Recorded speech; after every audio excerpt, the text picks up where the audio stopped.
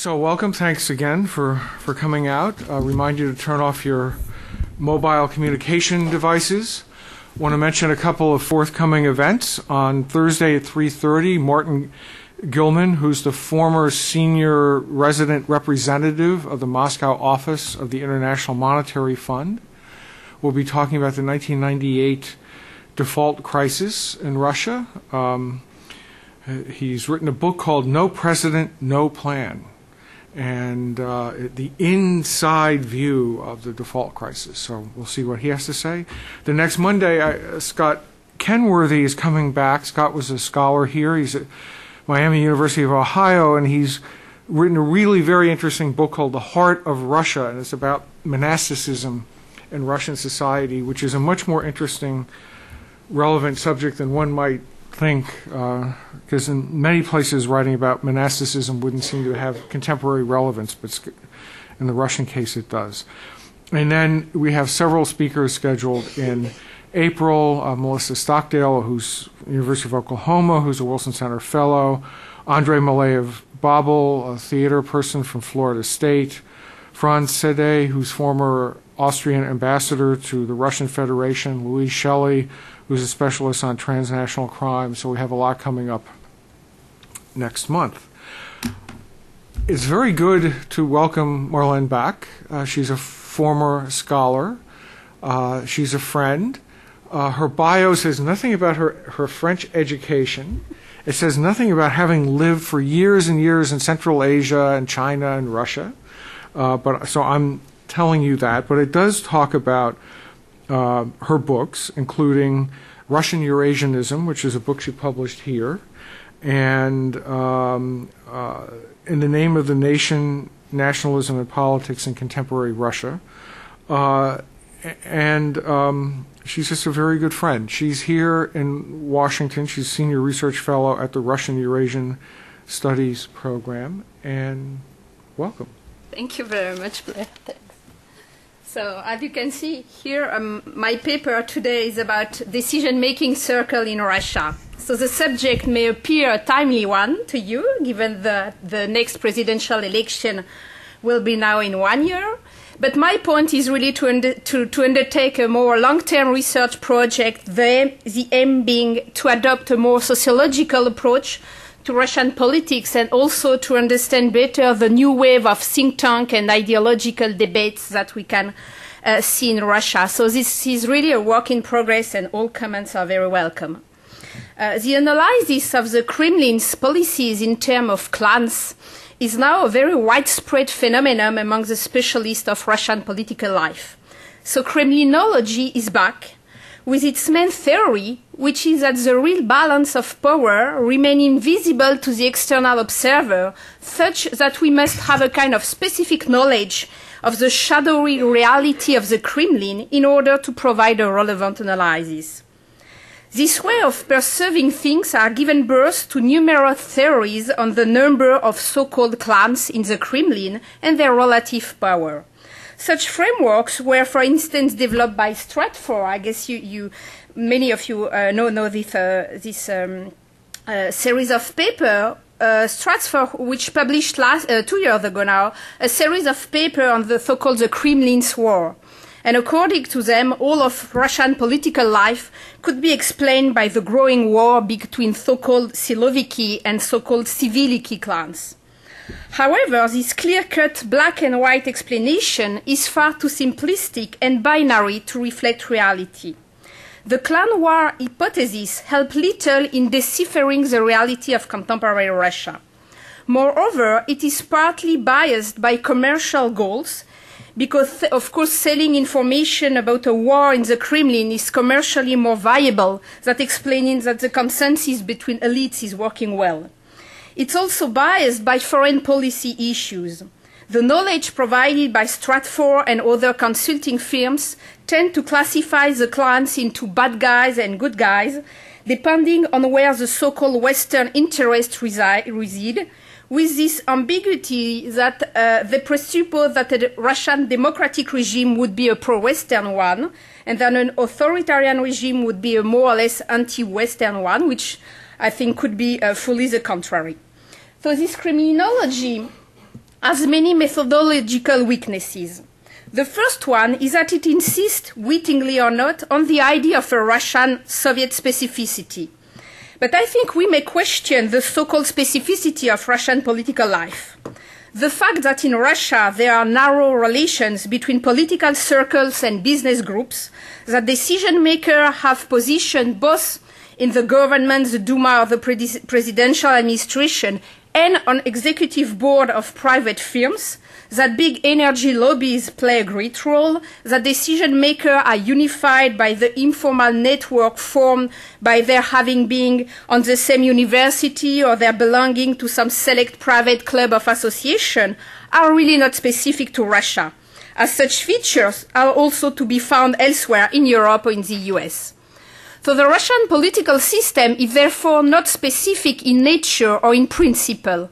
However, it presents differences of level. In Europe and in the US, these different groups balance each other out, so a real diversity of interest and lobbies is represented through more or less institutionalized mechanism, which is not the case in Russia. The specificity of the Russian situation is therefore not the collusion between private and public interest, but the fact that all the main decision makers are part of the same big network, so that the balance is in fact unbalanced. Another difference is of course that democratic mechanisms available to denounce this extensive collusion of interest do not function in Russia, such as opposition party, independent justice, independent journalism, and so on.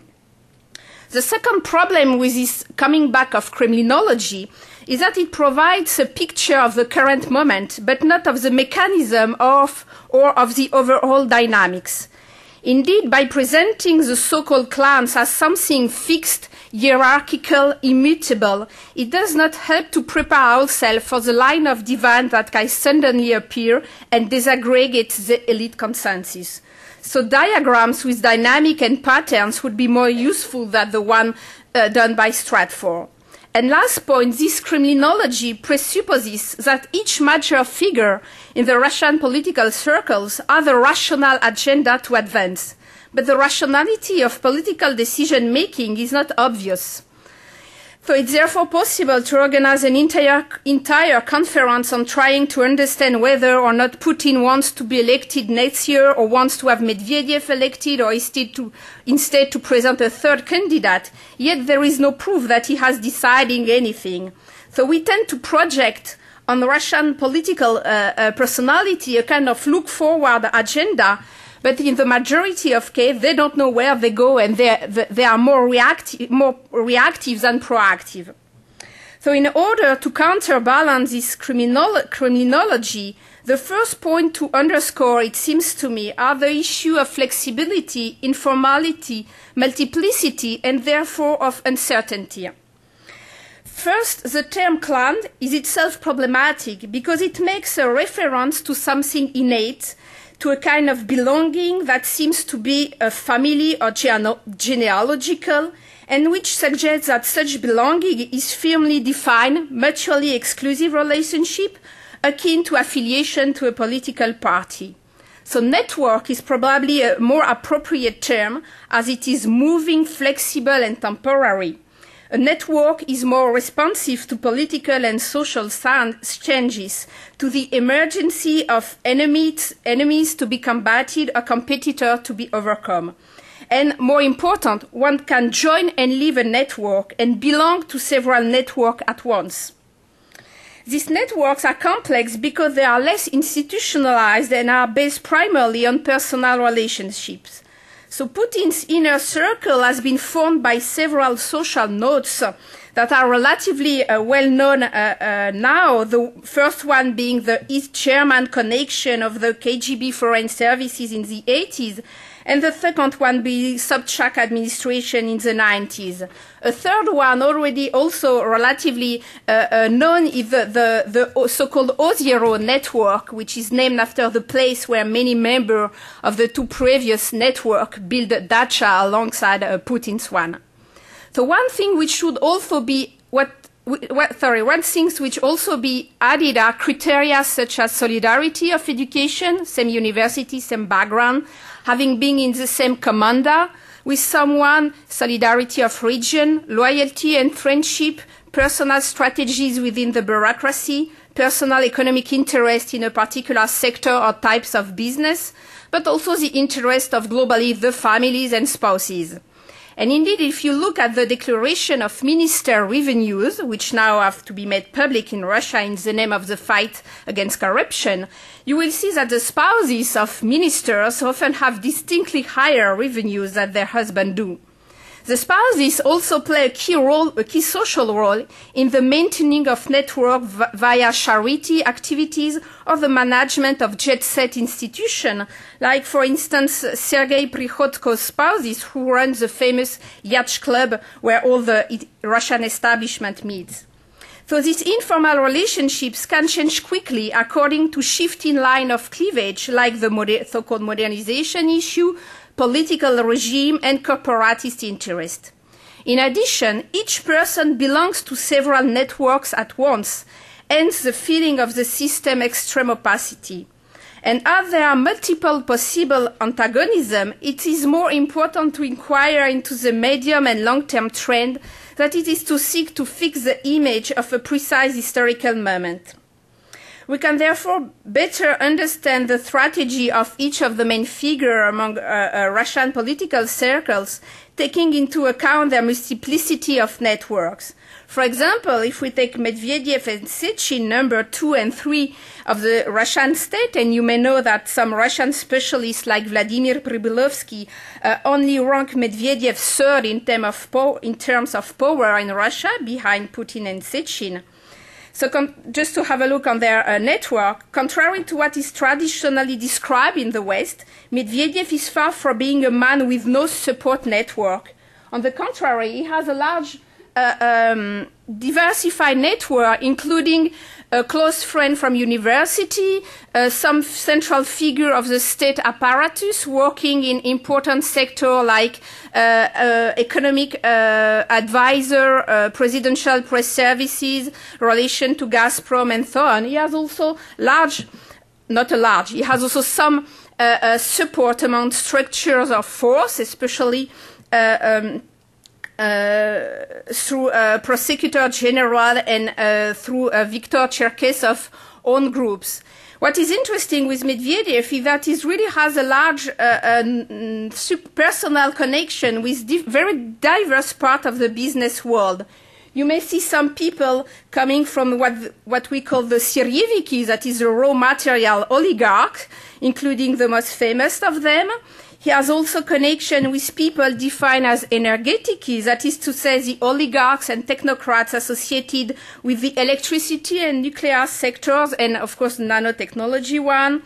Is of course links to Gazprom because of its own personal professional history. He has big links to the communication sector via Leonid Reiman, who funds the so-called Medvedev think tank, the INSOR one. He has connection with the wood industry lobbyist, and he has also, which is something relatively interesting, tools of communication and networking through the Moscow Business School, the Union of Industrialists, and of course its Institute of Modern Development, or INSOR, often presented as its own think tank. If we look at Sechin networks, for example, we can see they are less, maybe it's not very readable, they are very less diversified, as many people linked to Sechin come only either from the Siloviki structure or from the energy sector.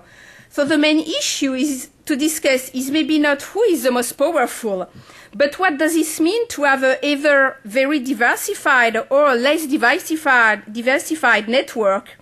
And that gives us a look on the way Medvedev and Sechin can exert power. One is more subtle and balanced, the other is less and more based on a kind of Soviet tradition. But it's also important to inquire into the issue of consensus between elites. There is a tendency to consider personality as strategic, but we can wonder if this focus on individuality is really relevant. Putin has thought to project an image of a very personalized form of power, But is this the reality of the situation? Putin is at once the manager of the consensus and his hostage.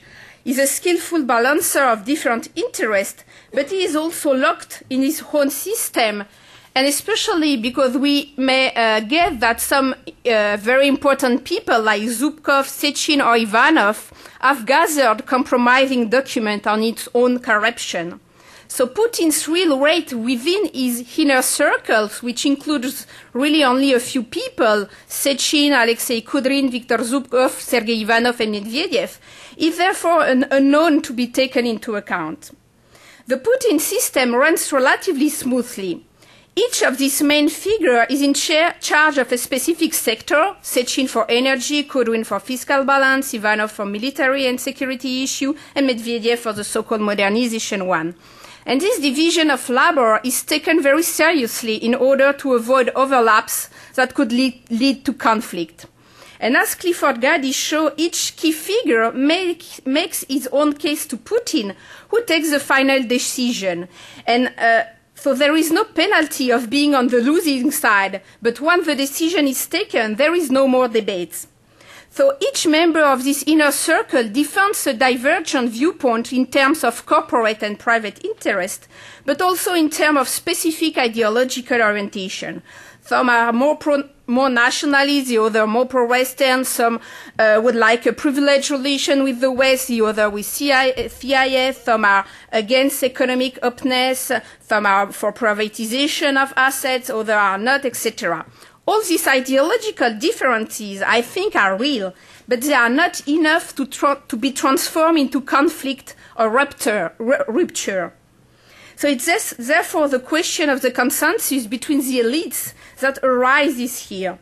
And since the trauma of perestroika, the Yeltsin decade, and the wars between oligarchs, the inner circle has been animated by three components or pillars: international autonomy of Russia, domestic stability, and financial autonomy. And nobody is ready to undermine this balance in the name of reform, not even Medvedev, as the price to pay for destabilizing one of these three pillars would be too high as compared with the advantages that would be brought by the change.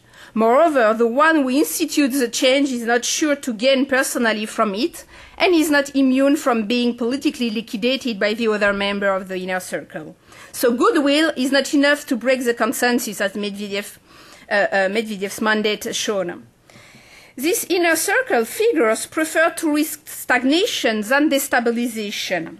And to break the consensus, it would be necessary that their forecasting calculation of the cost and benefits of change reverses, and that the feeling emerge that the system, such as it has been established, will collapse in one way or another. And this calculation only began slowly to emerge today. And public criticism against Putin's possible third mandate have multiplied over recent months among the establishments, the idea being that so-called Putin's historical moment is over, and that as legitimate as it was in the 2000s, it's no longer so one decade later.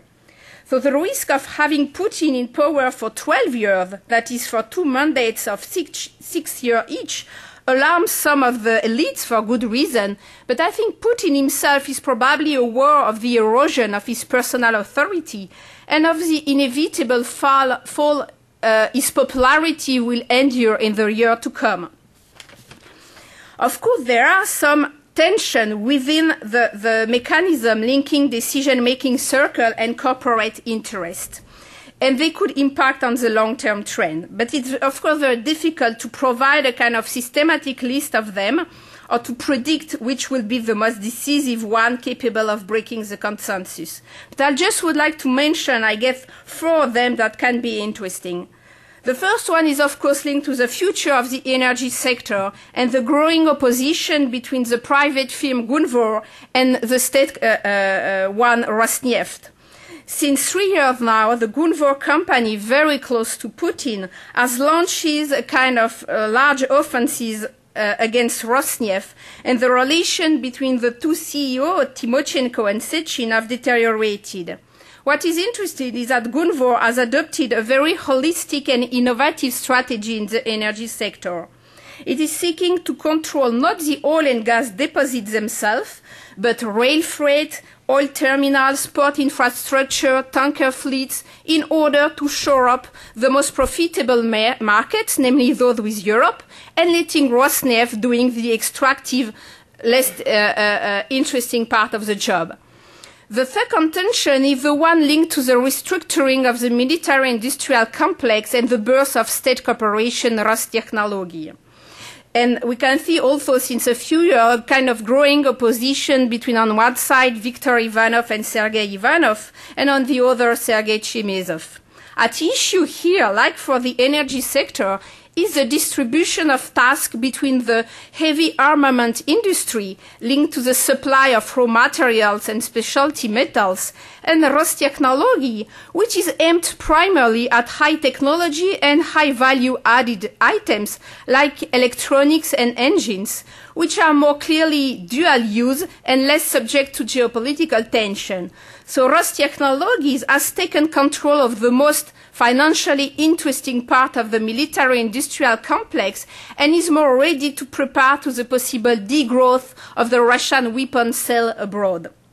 The third possible place of conflict is linked to the electricity market, as well hydroelectricity as nuclear, which is bound to be one of the most flourishing sectors of the Russian economy over the decades to come. It's also a major element of Russian control over the CIS, and it matches well with Medvedev's discourses about modernization, since it is linked either to new technology and renewable energy or to very high level of scientific knowledge for the nuclear sector. And there too, there are two opposing groups, one being the Kovalchuk family, very close to Putin, the FSB and the Bank Rossiya, and the other being Anatoly Chubai's network and Sergei Kirienko. And both are competing for the control on the state corporation for nuclear energy, Rosatom, for the state corporation for nanotechnology, Rosnano, and for the unified electric system firm. And the last point, which is something that is often forgotten in analyzing economic revenues in Russia, is the narcotic issue. Since 3 years, the Federal Anti-Narcotic Agency and its leader, Viktor Ivanov, have not ceased denouncing the drug trafficking coming from Afghanistan, which is considered to be one of the major threats to public health in Russia. Ivanov's aim is not solely to criticize US and Western activities in Afghanistan or to communicate with domestic public opinion on healthcare and demographic issues. At issue here is also an internal struggle between the so-called Siloviki, in particular among the FSB and the border guard, as many sections of them provide direct or indirect cover for the drug routes that come from Afghanistan through Central Asia. So such internal contradiction in the commercial strategies of the Siloviki are bound to become starker in the year to come. But as I said, we need to dissociate this study of this kind of tension from the debates about rupture of the consensus, because it's not sure that line of divine may be coming from this kind of tension that are usually relatively well managed inside the system. So what can be the forthcoming line of divine of the possible challenge the Russian political system will have to face in the year to come? I think we need to discuss the question of the possible drivers of change, and especially the generation issue. The Russian political regime lacks institutionalization. It is interesting to compare the Russian situation with the Chinese one. As you may know, since the 90s, Beijing had tended to distance itself from the strongman politics and to promote collective leadership, which ensures the cooptation of younger generation. So at the party congress, every 5 years, the next generation of leaders is promoted, and which means that in 1 or 2 years now, the fourth generation of Chinese leaders, that of Hu Jintao, will yield its place to the so-called fifth generation. But those who are leaving to go into retirement ensure that they have political immunity and the right to do private business. The problem of the Russian political regime is that it has not succeeded in putting any system in place that would enable it to guarantee the political and business immunity of statesmen when they retire. Putin upheld the immunity promised to the Yeltsin family, but his own immunity is by no means guaranteed.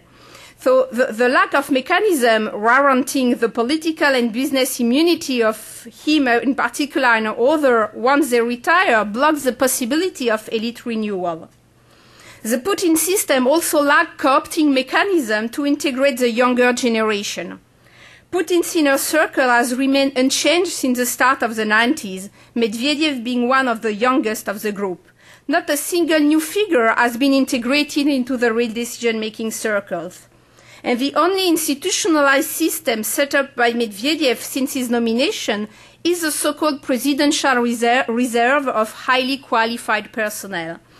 And in 2009, he announced a list of 100 young leaders who were in a position to receive top government offices. But the majority of them, of these young leaders, that is those in their 40s or younger, are restricted to secondary positions, often in the provinces. And for them, gaining access to Moscow is difficult.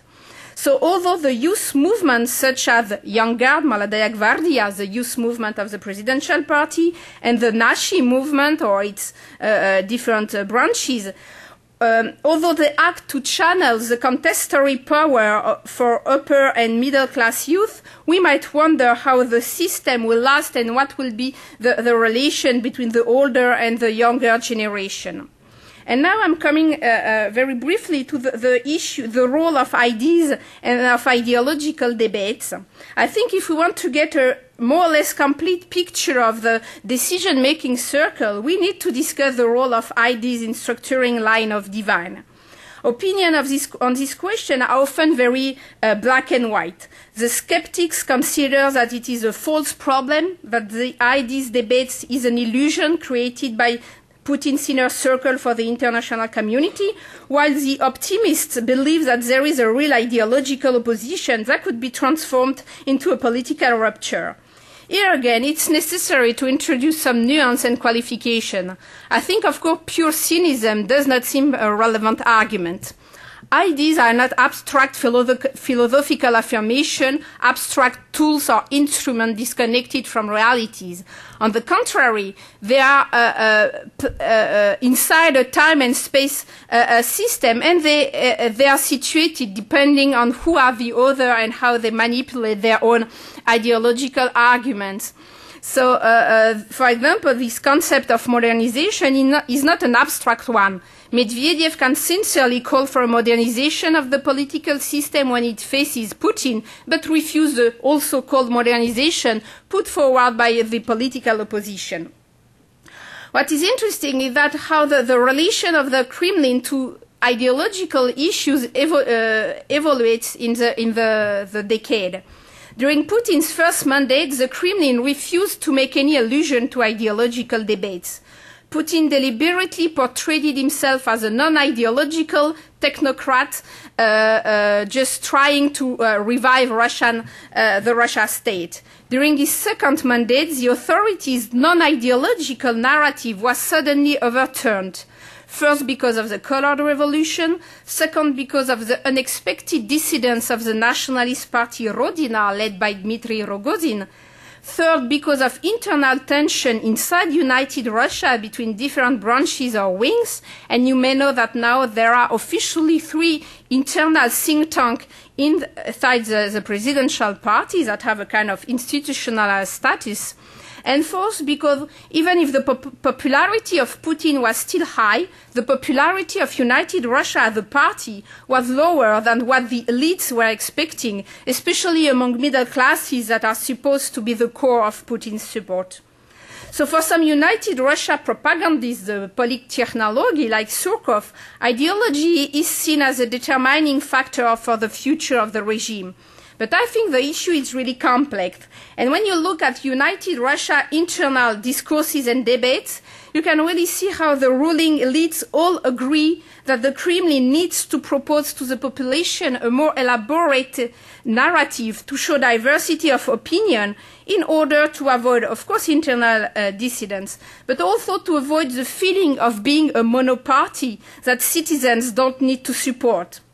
And I think that is why discourses such as those of INSOR, Medvedev, so-called Medvedev think tank, must not be taken literally as the expression of Medvedev's opinion, but as a test, maybe sometime a provocation, which allows a debate to be launched, which allows to measure the room for maneuver in public space and to find out where the line of fracture between the elites are situated.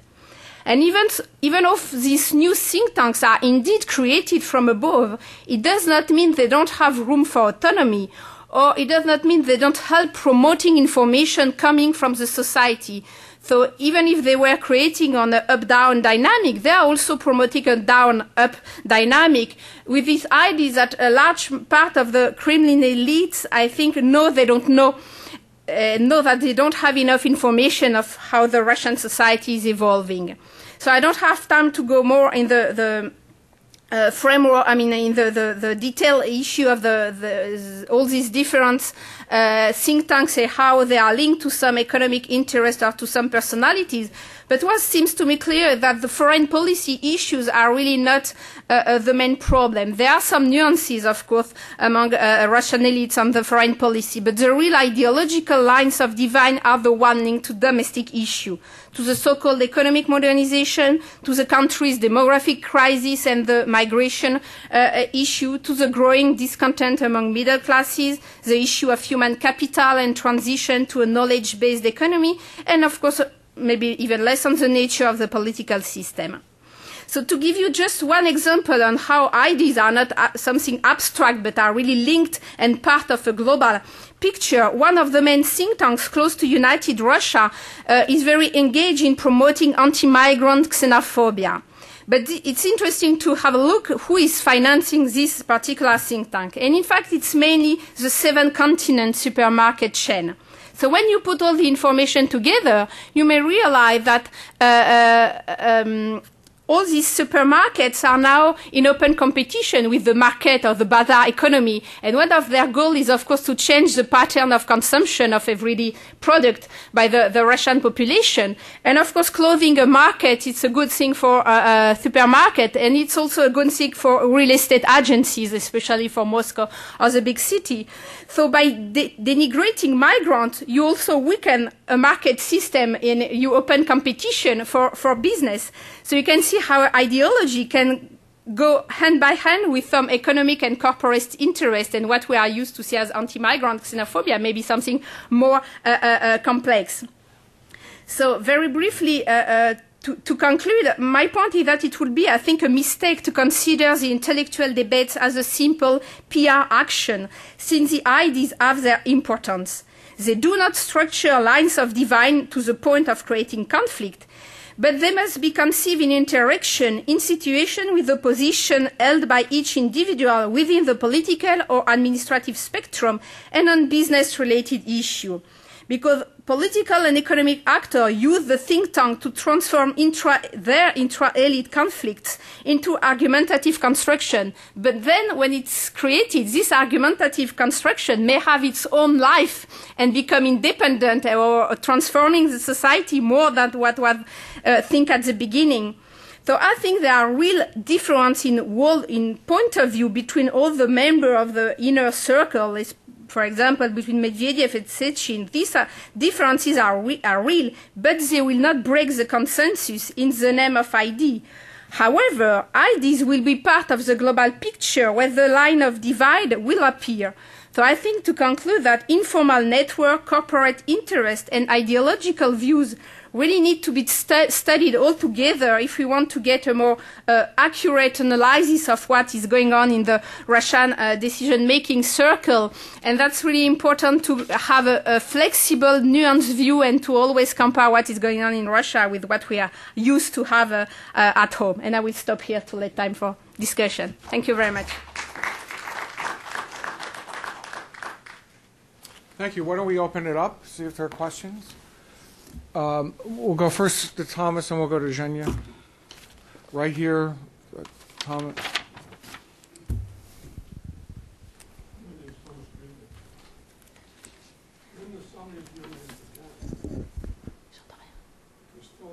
We can't hear you, Tom. No, not really. No.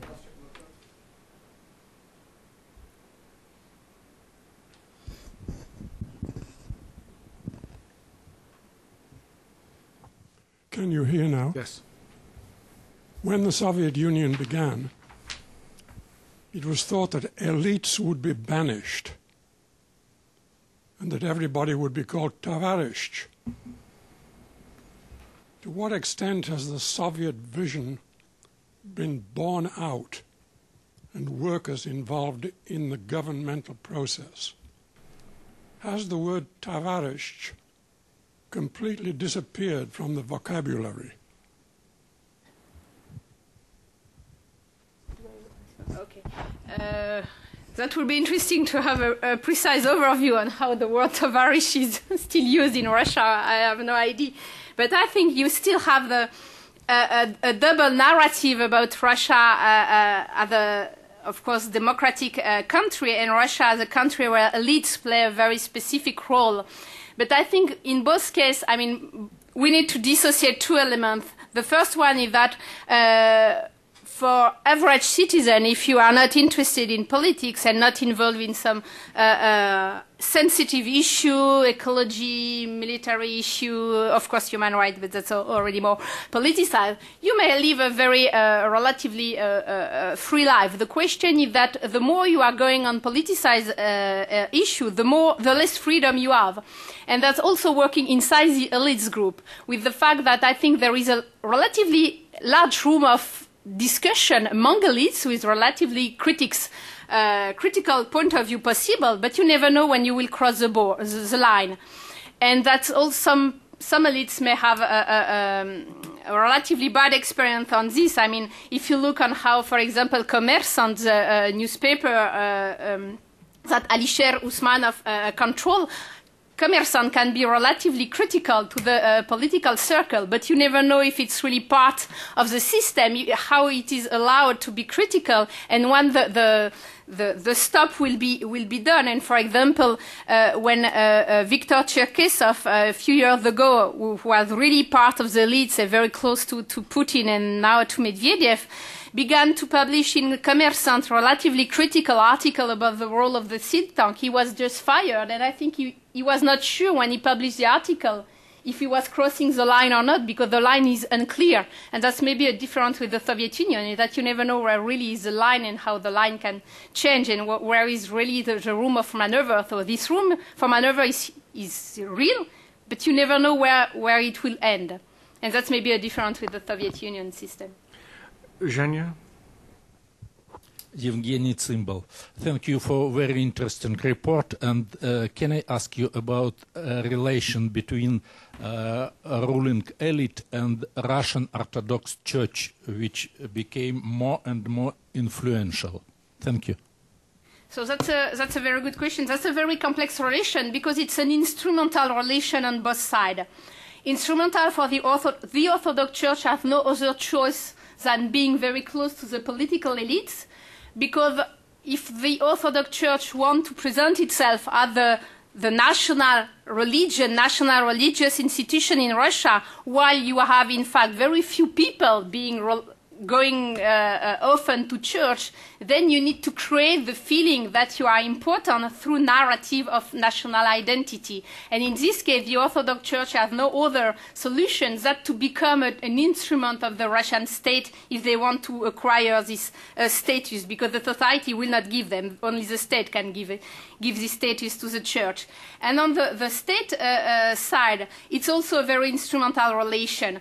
Putin has some close links with some of the main figures, but Medvedev has also very close links, especially his wife is very close to the patriarchate, and it seems this relation has played a role in the current debate about introducing course of religious education at school. So personal relation can really play a role in the way topics are discussed publicly. But it's also something very instrumental, that the state wants to have a kind of national identity, a kind of legitimacy on national identity issue, and the same, they don't know where to ask other than to go to the church. So I think it's a kind of instrumental relation that is working relatively well, even if in fact they have a relatively different point of view, for example, on the Soviet legacy. The Russian state is positive about the Soviet legacy. The church is still very critical and still canonizing a lot of people that had suffered during repression. Boris, and then we'll go here. Boris Lanin, Woodrow Wilson Center Scholar. Thank you very much for a wonderful presentation. And first, I would like just to add, as a specialist in philology, that the word "tavarish" now is very professional. It works only in army, FSB, and even militia wants to get rid of that. They insist to be called Господин Полицейский now. So, and my question is, how stable is that construction, on your opinion? How stable? How vital? How long can this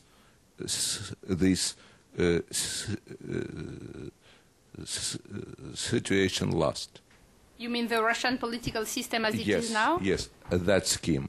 And you put Vladimir Bogdanov both in the first circle and in the second circle. Are we talking about the same Vladimir Bogdanov, or that was just a mistake? It's just a mistake. Again. Okay, thank you. I have no capability of predicting anything and not clue. I think that the system is at both relatively stable and relatively unstable, depending on which elements you want to insist on. And I think that when big change arrive, you never have only one explanation. I mean, it will be an historical moment when different things will meet, and their meeting will make the change. Will create the change. So it can be some element links to economic crisis, price of oil and gas. It can be a kind of technological accidents that just delegitimate the power. And so you need to have a kind of historical event that creates a kind of shock. And then you have people from the elite or from outside the elite, I mean, or more or less inside the elite, that we decided that it's a moment for them to take a stand and to try to change things. So it's always very, very difficult to predict anything. I mean, I think it's just impossible. We can just try to have a look on globally how economic, political, and ideological issues evolve and how are their relations between them, but we cannot have any idea of what will be the future. But Marlene, I'm not going to let you quite get away so easily. It seems to me there's a fundamental issue in your analysis, which may be a fundamental issue in Russian reality, but it's the absence of institutionalization. That we all live in a world that's rapidly changing. Just think about what's happened in the world in the last month. There are any number of events that have happened in the last month that could threaten the legitimacy of regimes and could threaten the legitimacy, in theory, of the Russian regime. But even there are societies that have had catastrophic failures but have institutions in place, and there are others that don't have institutions in place. And while you can't predict the precise moment and the precise impulse event that is going to bring the house of cards down, you know, the absence of institutionalization in the Russian system is a really, really weak point. Do you see any movement towards the institutionalization of these networks? No, I don't see them, because I think I think the majority of elites are really aware of that is their problem. The problem is that even if they are aware of where are problems, they don't know how to solve them, because solving them without for them losing their position is very complex, and it's a so balanced relation that any institutionalization on one side or the other could create a feeling from the other part that they are losing. So they are just, I think, trying to survive as it is, with the awareness that it will be, one day they will wake up and it will be a big problem. But they don't know how to create the institutionalization with the system as it is now. So they know the problem, but they don't have the solution. Okay, James? Thank you. James Meyer. I'm a visiting scholar at the Kennan Institute. I wonder if we could go outside of Moscow and St. Petersburg, and if you could tell me about regional leaders. How do they fit into these networks? Are they players in these networks, or since 2004 have their roles just diminished to the point that we don't need to talk about them? If you could elaborate on that, I'd appreciate it. And just to push this a little bit further, what is the significance of, if regional leaders are not part of the game, how significant is their absence for what happens? On this issue, that's a very important element, of course. I have the feeling that the regional leader has both part of the system at a very low level, I mean their own regional level. It's very difficult for them to change position and to become powerful in Moscow or Petersburg, so they have the feeling that they are far from the decision-making circles. But at the same time, they still have they still have some autonomy in their region. So as I said, I think it's a question of cost and benefits for each region and for each regional leader. Sometimes it's better to have less autonomy, but to have your own localized economy, because you are the feeling that you are either making money or just managing your region as you want, and some would like to have more influence in Moscow. What is sure is that these regional elites, majority of them were Soviet generation elites, so people that become to retire. So you have a kind of generation change between what you have in Moscow in Petersburg with people saying in the 50s, and then in the region when you have people older.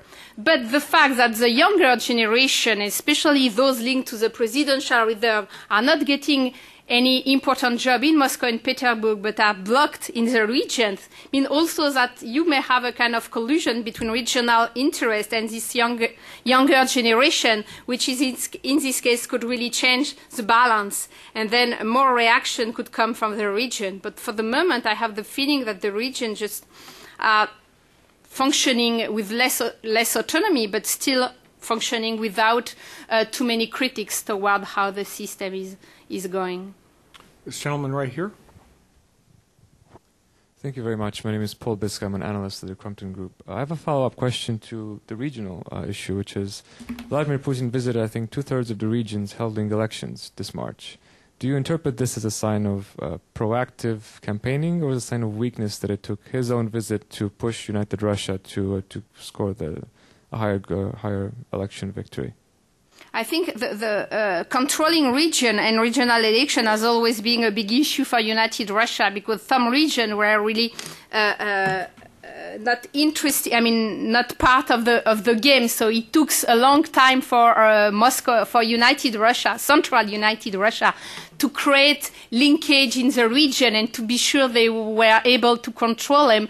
And I have the feeling that they think they don't really control them as they would like to do. So they always have the feeling that some region could always suddenly change political affiliation, and it's very difficult for them to create all these linkages. That's also why during last year, United Russia's activities in the region was really something growing, and especially all the regional conferences on regional development in each region. So one in the Far East, one in the Central region, one in Southern Russia, one in Northern West Russia, etc. United Russia really spend a lot of money and a lot of create a lot of narrative and spend a lot of time trying to regionalize its legitimacy. But I'm not sure it's really working more in depth than just at the surface. I want to, and this may be the last question, but I want to go back. You talked a little bit about ideological difference. And you talked about a system that downplays ideological difference, but you did hint at there being real ideological differences over domestic affairs. So 2 questions. One, could you give your sense of that landscape, the ideological divides? And second, how does that inform or shape international relations, foreign policy, if at all?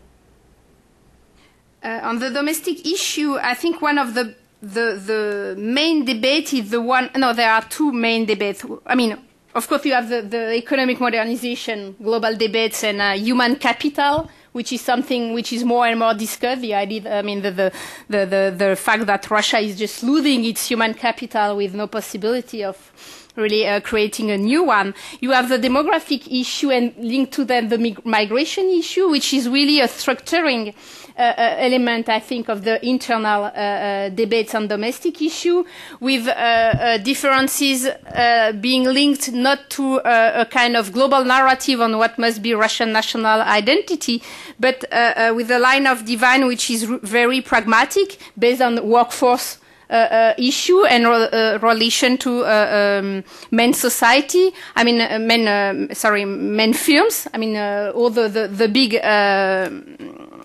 The big industries in Russia are pushing for opening more the work market, and then you have some, and they are trying to create their own think tank promoting a more open migration policy, and then you have some politicians also trying to discuss the issue more openly. So I think it's very kind of pragmatical view on what would be Russia without enough workforce in the year to come.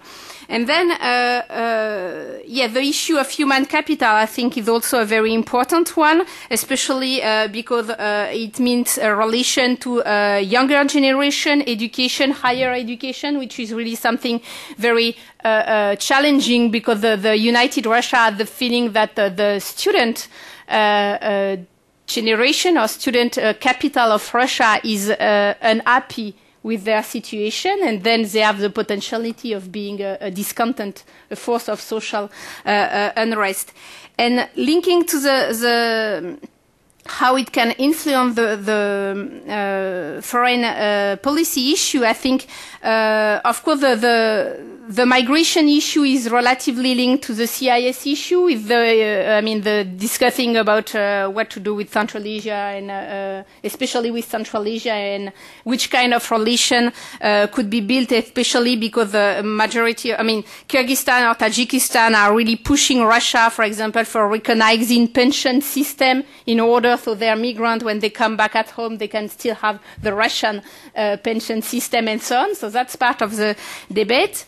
It's also impact on the foreign policy issue related to the West, with some people from United Russia explaining that Russia will be unable to stop the loss of human capital without developing very, very close economic relationship with the West, because they need technology and know-how, and then they cannot have it without opening their economy or they are having better relation with, especially with the Europe.